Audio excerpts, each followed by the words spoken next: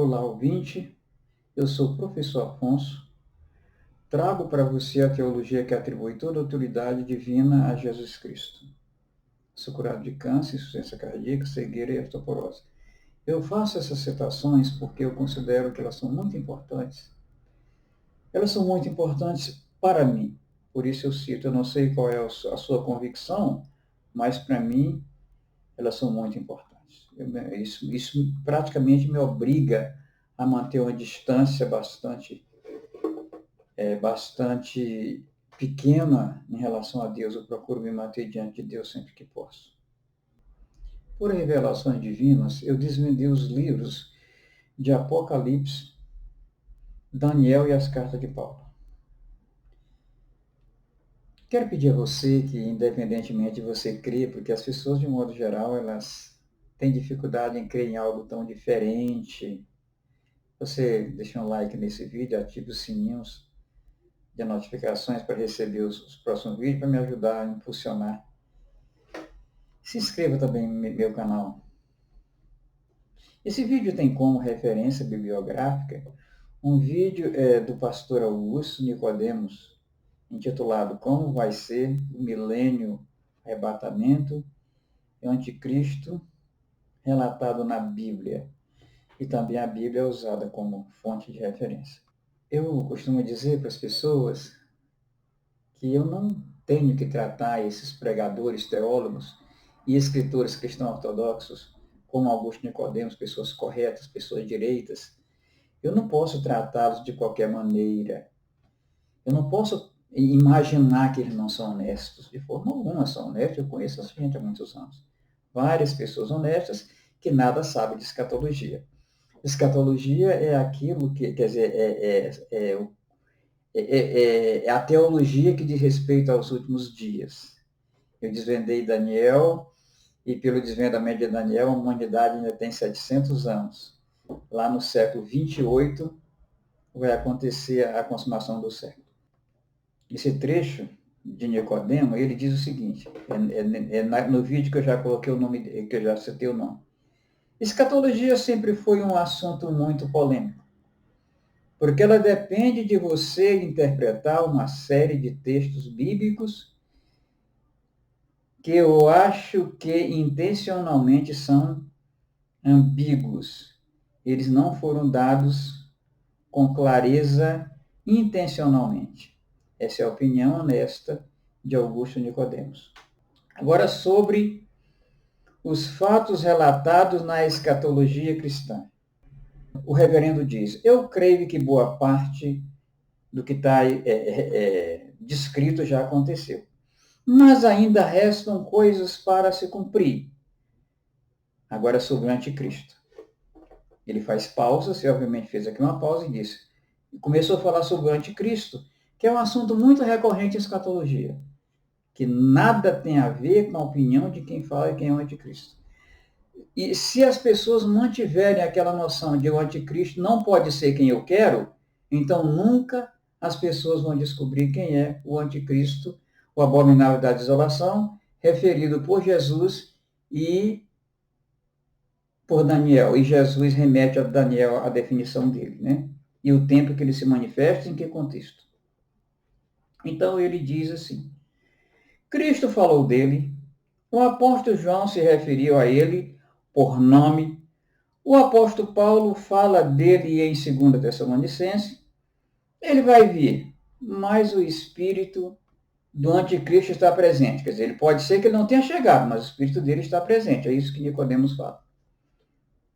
Faz uma pausa e continua. João fala disso em sua primeira carta.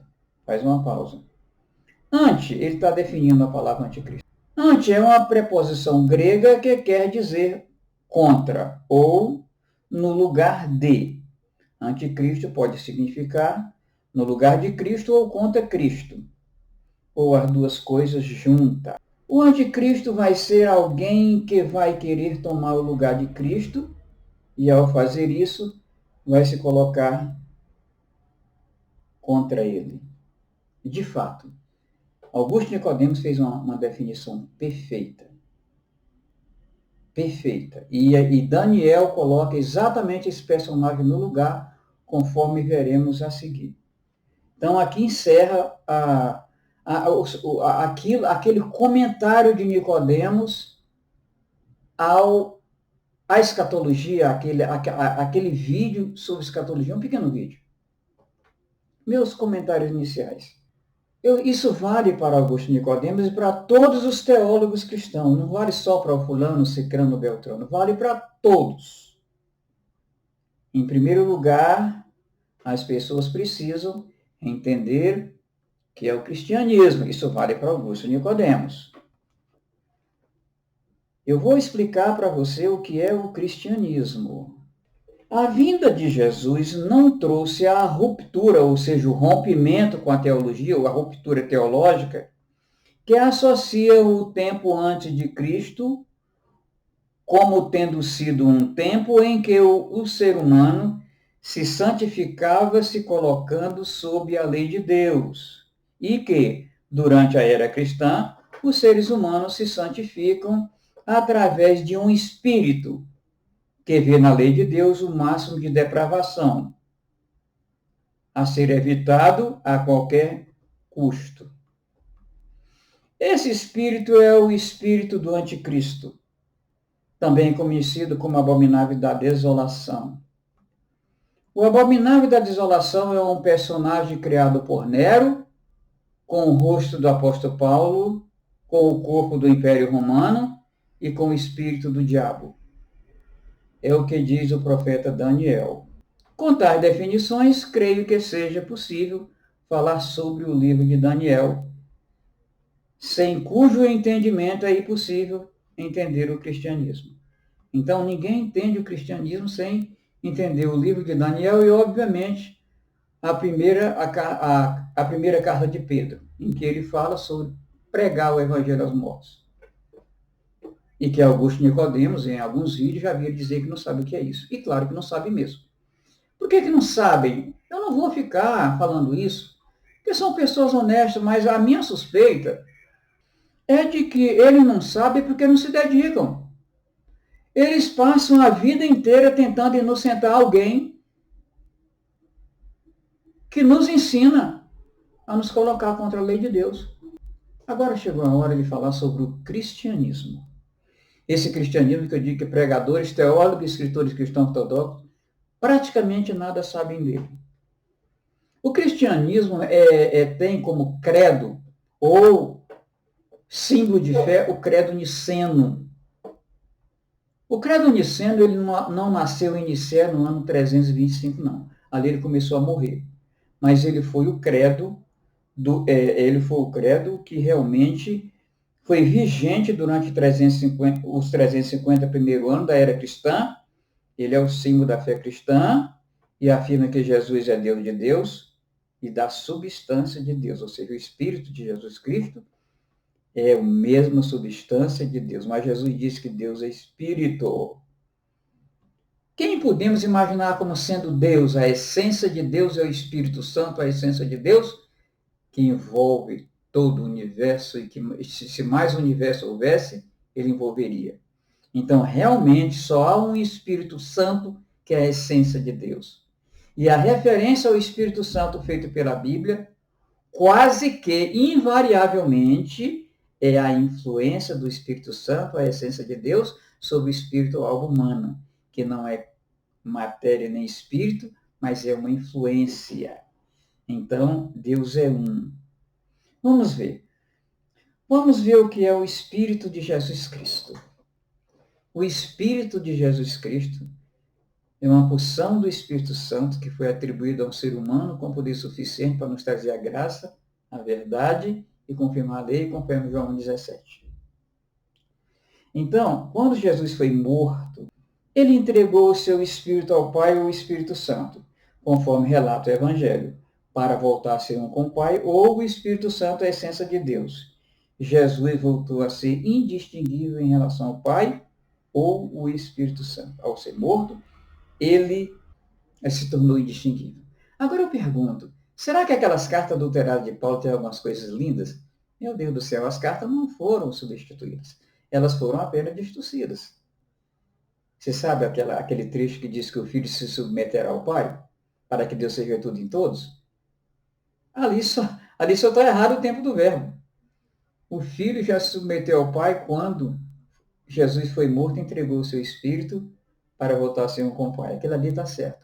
O que a Abominável fez ali? Apenas colocou um acentozinho lá para indicar o tempo do verbo para o futuro. Nós vimos muito frequentemente as pessoas orando Deus Pai, Deus Filho, Deus Espírito Santo. Nada contra. Isso não é uma coisa que vai nos separar. Mas a divindade é uma só pessoa, o Espírito Santo é a essência de Deus.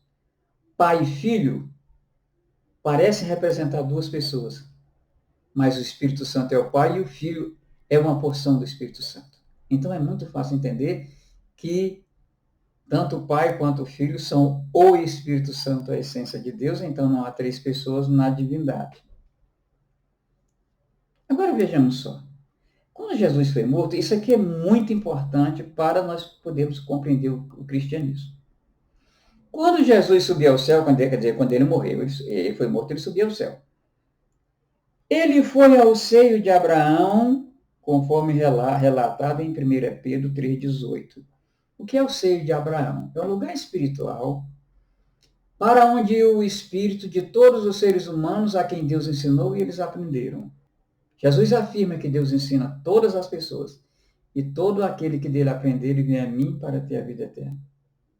Então, todos aqueles que aprenderam de Jesus foram ao seio de Abraão e ficaram lá esperando que o cordeiro fosse imolado para que ele subisse ao céu também.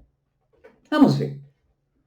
Quando Jesus subiu ao céu, ele foi ao seio de Abraão, conforme relatado em 1 Pedro 3,18. Está escrito, pois também Cristo sofreu pelos pecados, uma vez por todas, o justo pelos injustos, para conduzir-nos a Deus. Ele foi morto no corpo, mas vivificado pelo Espírito, no qual também foi e pregou aos espíritos em prisão. Quando Pedro fala sobre pregação aos espíritos dos mortos, nos remete ao livro do profeta Daniel, que a gente vai ver agora. Daniel 9:24, vamos lá. Isso aqui é definição de cristianismo. Então, se o livro do profeta Daniel não está completamente desvendado, o cristianismo fica meio pendente.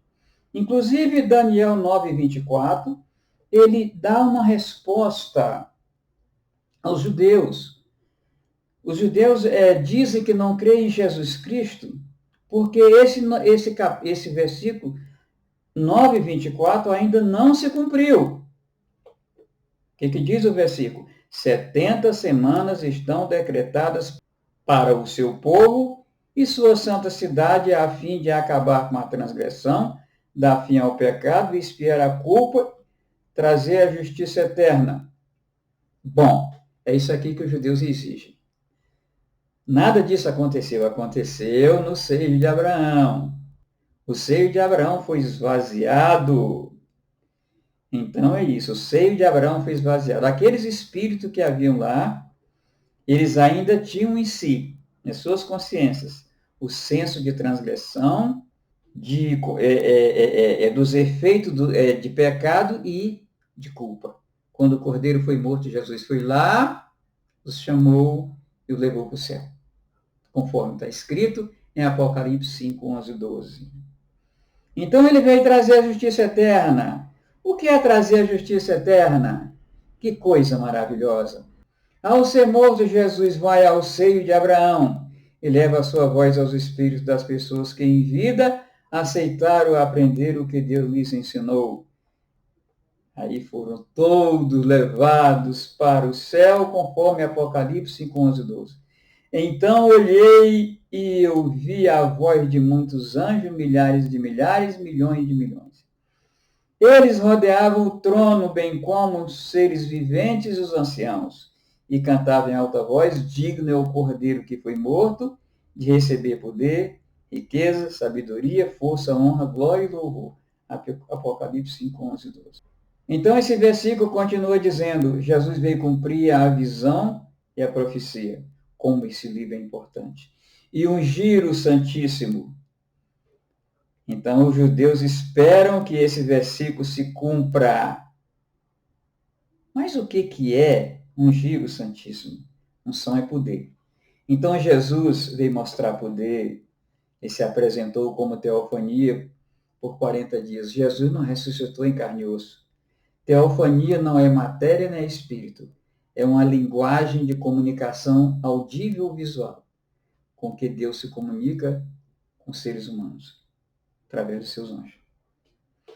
Pedro e Tomé e todos e muita gente viu, mas de um círculo íntimo. Pessoas que Jesus conhecia se relacionaram com Jesus nesses 40 dias. Mas um fato foi muito importante. Veja só, Daniel diz que as 62 semanas se passaram depois da construção do muro de Jerusalém, lá no passado. E essa semana, essa construção aconteceu em 7 semanas. Então, o que acontece? Em 49 anos. Então, cada semana corresponde a 7 anos. Então, vejamos só, em Daniel só tem 2 medidas. Cada semana corresponde a 7 anos. E cada tempo corresponde a um século. Tempos, metade de um tempo, são 350 anos. A conversão de Saulo foi muito importante. Quando Jesus foi morto, logo em seguida ele morreu na 69ª. A 70ª encerrou com a conversão de Saulo. Então, a conversão de Paulo, em que Jesus se apresenta pela primeira vez a alguém de fora, que não era do círculo íntimo, após a ascensão ao céu. Aquilo foi muito importante. Paulo se submeteu a Jesus Cristo. A visão que ele teve o levou a perguntar: quem és tu, Senhor? Quer dizer, era Senhor mesmo. Sou Jesus a quem me persegue. O que tu queres que eu faça? Isso é submissão. Então, isso aí foi um indicativo de que Jesus ia trazer submissão. Uma mudança, no sentido de dizer que existe um Deus ruinzão, mauzão, antes de Cristo, e um Deus bonzinho depois de Cristo. Isso é coisa do abominável da desolação. Então, não existe isso, não houve mudança teológica. A única diferença é essa: o seio de Abraão foi esvaziado e as pessoas foram levadas para o céu, onde permanecerão por toda a eternidade, não receberão a carcaça. Se você morrer hoje no Senhor, você vai para o céu e lá viverá como anjo a serviço de Deus, nos termos de Apocalipse 5, 11 e 12. Isso é cristianismo. O cristianismo é só isso. O quê? O cristianismo é só isso. O cristianismo é só isso. É a continuação do Antigo Testamento, sem mudança de teologia, exceto pelo esvaziamento do seio de Abraão, onde seus ocupantes foram levados para o céu, tal como se lê em Apocalipse 5, 11 e 12. O último ato dos santos: receber vestimenta, aquele maravilhoso vestimenta de linho puro e brilhante, que representam suas obras. Então, ser convidado a praticar as boas obras, contrariamente ao que ensina em Gálatas, o abominável da desolação. Gálatas não, em todas as cartas. Gálatas apenas é a mais venenosa das cartas. Como eu disse, aqui termina a definição de cristianismo. Vamos agora ao seguinte. Depois da definição de cristianismo, vamos ver agora versículos 26 e 27 do capítulo 9 do livro do profeta Daniel, nos traz a definição do abominável da desolação. Versículo 26, Daniel 9, 26. Depois das 62 semanas, o ungido será morto e já não haverá lugar para ele. E a cidade e o lugar santo serão destruídos pelo povo do governante que virá, no caso, o Império Romano. A distorção das cartas do apóstolo Paulo aos Romanos, 1º e 2º aos Coríntios e aos Gálatas, e a destruição de Jerusalém no ano 70. O que é melhor explicado no versículo seguinte. Então, está se falando de quê?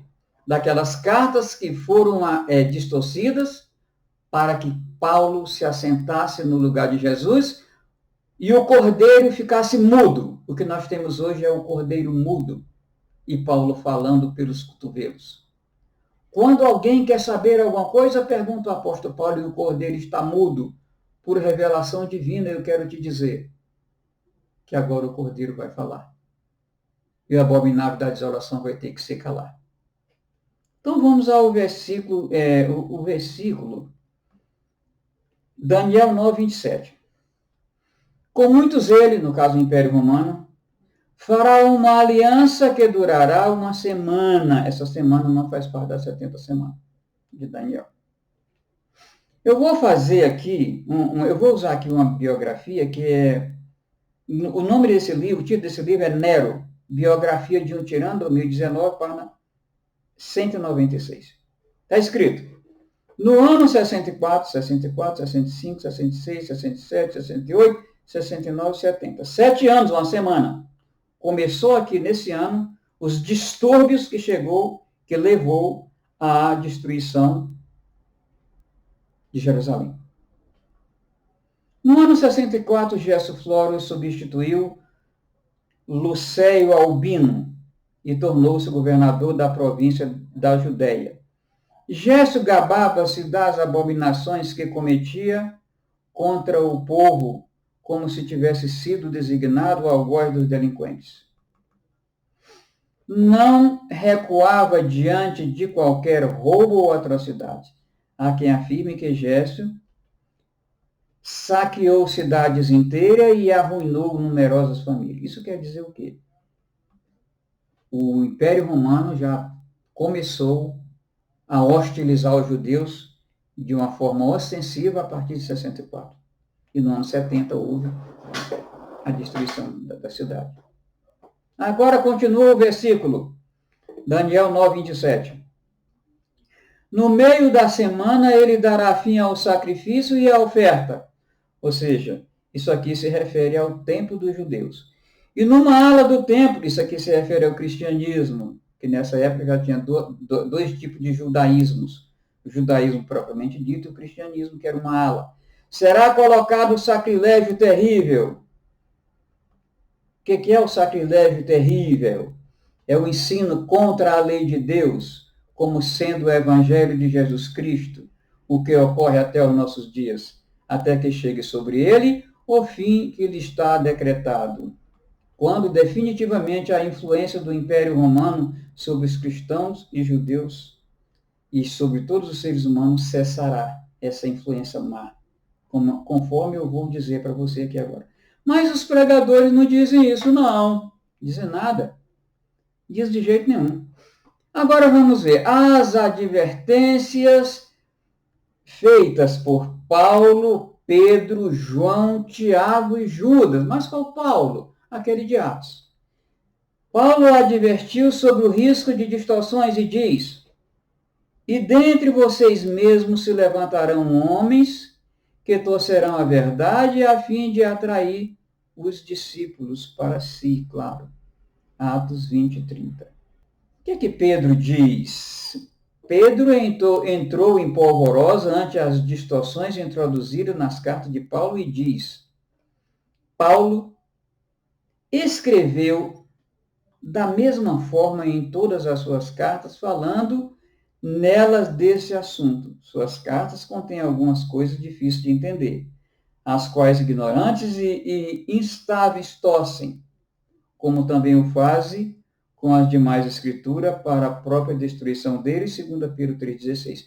Isso aqui é o seguinte, Pedro tinha certa dificuldade com a linguagem de Paulo, o que é normal. Mas ele já via as cartas distorcidas circulando. Essas 4 cartas foram feitas para pedir ajuda, uma ajuda que foi mandada para Jerusalém. Então, o que Nero fez? Pegou essas cartas e introduziu terríveis adulterações.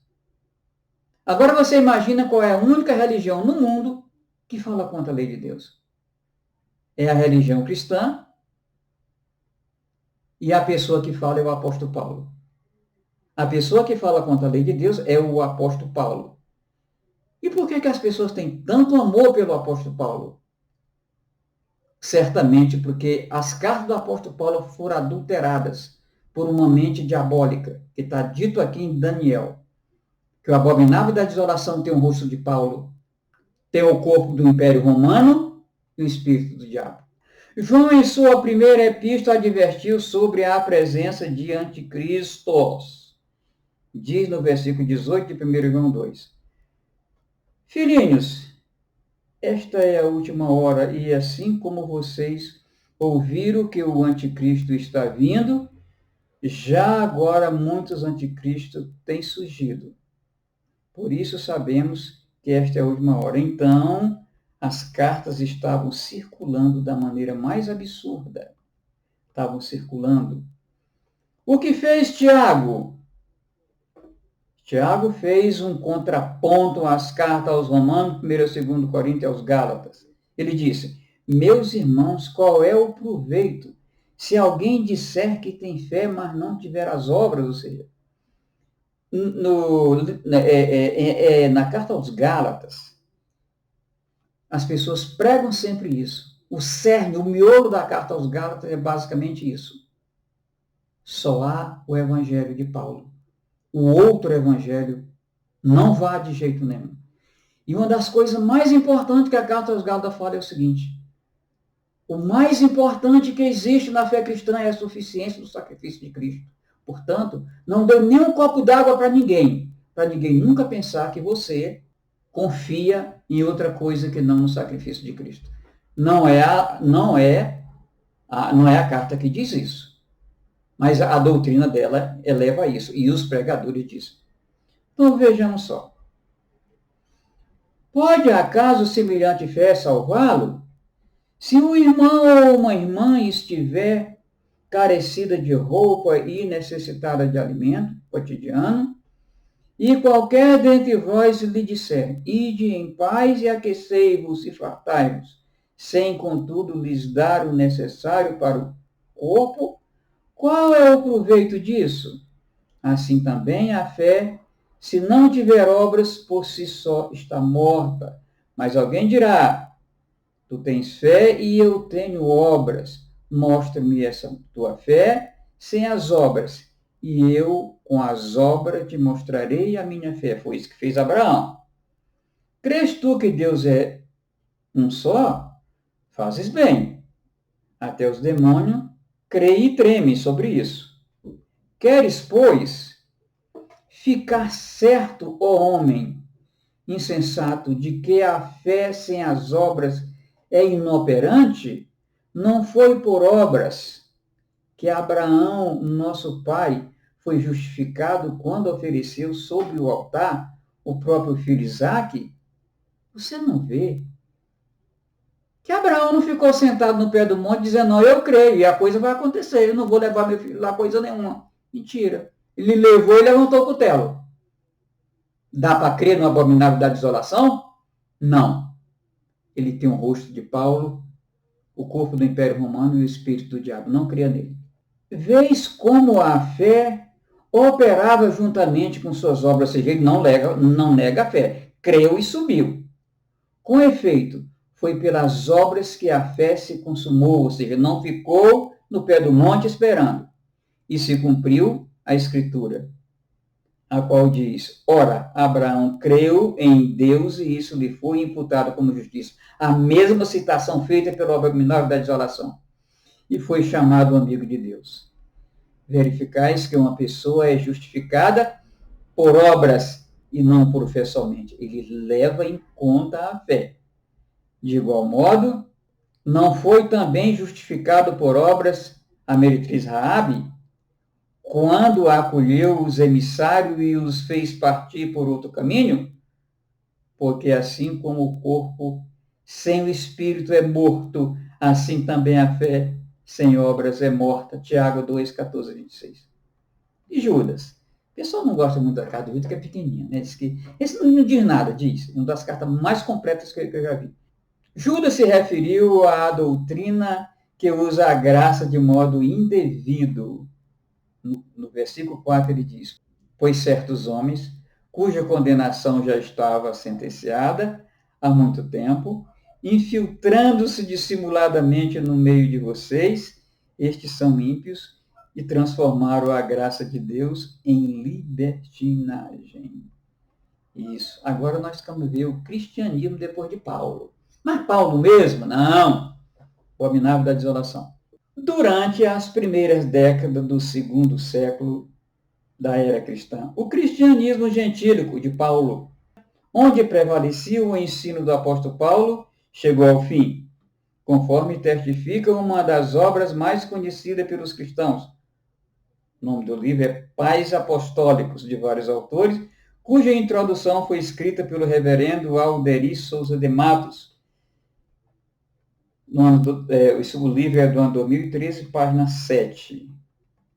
O reverendo diz aqui: a tendência para o declínio dos padrões éticos na vida de muitos cristãos e o perigo sempre presente da apostasia fazem com que muitos desses escritos, em especial o pastor de Erma, adotem uma postura rigorosa com respeito à moralidade e à disciplina, em contraste com a ênfase paulina na graça e na fé. A salvação passa a ser entendida em termos de obediência a uma nova lei. Ela não é mais vista como uma dádiva graciosa de Deus, mas como fruto do esforço e da obediência dos cristãos, refletindo um entendimento legalista ou moralista da vida cristã. Gente, não houve ruptura, não houve rompimento na teologia, não. Nada disso. A coisa continuou do mesmo jeito. Para que você se aproxime de Deus, tem que se esforçar. Jesus diz, porfiai, ou seja, esforçai por entrar pela porta estreita. Por que ninguém ensina isso? Porque o cordeiro está mudo. Quem emudeceu o cordeiro? O abominável da desolação. E Daniel diz que, olha, o abominável da desolação só pode ser abatido pela mão de Deus, ou seja, por revelações divinas. E eu creio que aconteceu. Eu estou anunciando isso a você agora. Agora, uma outra situação em relação... Eu vou comentar um pouco. O que aconteceu é o seguinte, já com essas cartas loucas de Nero, adulterada por Nero, o cristianismo acabou na imoralidade e na falta de ética. Só isso. Você não andar na lei de Deus vai dar isso aí. O apelo dos nossos grandes teólogos, como Augusto Nicodemos, é esse. Lei, pecado e carne tem o mesmo significado. A força do pecado é a lei. Gente, isso é loucura. A lei é maldita, tem uma maldição na lei. Gente, nada disso. Nada disso. Vamos agora a outro prejuízo. Olha só. As cartas do apóstolo Paulo destruíram o cristianismo. As adulteradas, claro. As outras foram recolhidas. Então, o que acontece? Os imperadores romanos que sucederam Nero, já de meados do segundo século, percebendo que aquela forma de cristianismo já tinha se acabado e o que realmente prevalecia era o cristianismo petrino ou de Pedro, disseram, gente, não vai adiantar nada, ninguém vai querer essas cartas, vão ficar aí sem uso, porque a igreja acabou. Está dito aqui. Então, o que fez o imperador romano? Escreveu aquelas outras 9 que são apócrifas. Lindas, maravilhosas, olhando para a igreja de Pedro, empoderando Paulo. Aí que está o problema. E o cristianismo paulino, com essas cartas bonitas e tudo, claro que nesse meio tempo foi adulterado também o Apocalipse, mas não é assunto para hoje. Agora vejamos só. O cristianismo paulino foi correndo pelo acostamento. Até que lá no século IV, ele passou, através da sua liderança, ele tomou a liderança cristã e o movimento começou a se firmar justamente no credo inicial no ano 325. E daí para frente só foi destruição do cristianismo. Então vejamos só. Ao chegar ao início do século IV, da era cristã, em um clima de liberdade, a igreja mostrou que foi realmente liberta da lei de Deus, que são os 10 mandamentos. de acordo com Schaff, não sei como é que pronuncia, do ano de 1890, página 969. Página 969. Ele diz isso. Ele dá o título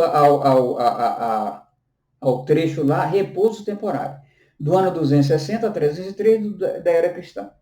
Aí ele diz, o imperador Galeno, que foi imperador de 260 a 268, deu paz à igreja, mais uma vez, e até reconheceu o cristianismo como uma religião lícita. E essa calma continuou por 40 anos, pois o edito de perseguição emitido pelo enérgico e guerreiro Aureliano, de 270 a 275, foi anulado por seu assassinato. E os 6 imperadores que o seguiram, rapidamente, de 275 a 284, deixaram os cristãos em paz. Faz uma pausa. Durante esse longo período de paz, a igreja cresceu rapidamente em número e em prosperidade externa. Grandes e até esplêndidos templos foram erguidos nas principais cidades e providos de coleção de livros sagrados e vasos de ouro e prata para a administração dos sacramentos. Mas na mesma proporção a disciplina relaxou, as brigas, as intrigas e as facções aumentaram, e o mundanismo invadiu a igreja como uma inundação, ponto. Isso aqui são os efeitos de Paulo tomando a liderança da igreja cristã no século IV. Resultado foi esse. Aí houve a maior perseguição que se tem notícia do cristianismo. Não estavam perseguindo cristãos maravilhosos, santos, estavam perseguindo cristãos que se tornavam socialmente, cujo comportamento se tornava socialmente inaceitável, porque aprenderam a viver segundo a doutrina ensinada pelo apóstolo Paulo.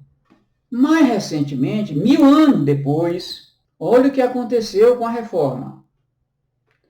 Os ensinos contidos nas cartas atribuídas ao apóstolo Paulo, principalmente na carta aos Romanos e aos Gálatas, preferidas de Martinho Lutero, se mostraram danosos ao cristianismo. Isso ocorreu durante os primeiros dias da Reforma Protestante, de acordo com Brett, 1990, página 287 a 290. Está escrito assim. Lutero estava convencido de que a igreja devia levar a sério suas responsabilidades educacionais e morais se quisesse ter qualquer credibilidade, ou seja, já estava tendo problemas morais.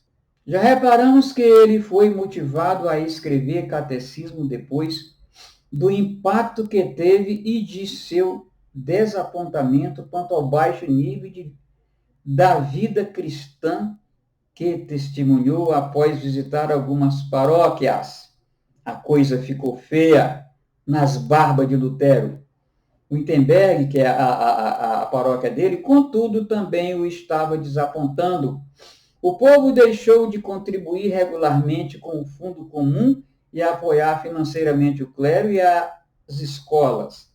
Lutero passou a vociferar em sermões que as pessoas eram bestas ingratas e indignas do evangelho. Mas qual evangelho? Qual evangelho? Do abominável da desolação? Esse realmente ninguém quer mesmo, não. Ainda hoje as pessoas estão ouvindo esse evangelho, bocejando e dormindo nos bancos. Estão esperando o quê? E, ameaçando, chegou a dizer, se não se arrependerem, deixarei de pregar a vocês. A pregação evangélica não estava produzindo o fruto desejado. Muitos abusavam da liberdade cristã e Lutero não queria mais ser pastor de tais porcos, chegando mesmo a fazer, por um tempo, uma greve de mensagens. Eu creio que a igreja se edificou no momento em que Lutero fez greve de mensagem. Visita que fez a outras paróquias indicavam problemas semelhantes. E o que é que nós podemos esperar das cartas de Paulo? O meu apelo é que para o cristianismo paulino a Bíblia continue exatamente como está. Mas para o cristianismo de Jesus Cristo, tiremos as cartas de Paulo e a parte adulterada de Apocalipse, conforme está na capa desse vídeo aqui. Pode tirar daquele jeitinho que você já tem uma Bíblia cristã. A outra pode continuar como está. O cristianismo atualmente, como é que está? O uso da Bíblia em instituições públicas está sendo proibido em quase todos os países do mundo, onde o cristianismo paulino já se acabou. E o cristianismo de Jesus ainda não chegou. Mais uma vez eu peço que você se inscreva em meu canal, que dê um like, ative os sininhos para receber os novos vídeos, sempre que houver vídeo. Eu também peço a sua ajuda para que possamos reconstruir um cristianismo verdadeiro, ético e socialmente responsável, com base na autoridade de Jesus Cristo. Para isso eu deixo o meu e-mail na descrição do vídeo. Então eu peço que você ore pela nossa causa, que você não tenha medo de Deus. Sobretudo, não tenha medo do abominável da desolação. Venha para Jesus Cristo e receba como Deus. Eu defini da maneira mais maravilhosa. Será que precisa pregar tanto o Evangelho? O Evangelho é aquele que eu defini ali. Começo, meio e fim. É aquilo ali mesmo. É só ler de uma maneira contrita, de uma maneira linda, o Evangelho de Jesus Cristo. E o resto Deus faz. Eu quero lembrar você que uma oração completa contém confissão de pecado, contém expressão de gratidão e uma petição justa, longe das loucuras ensinadas pelo pessoal da prosperidade. Eu agradeço a você por ter chegado nesse vídeo até aqui e que Deus te abençoe.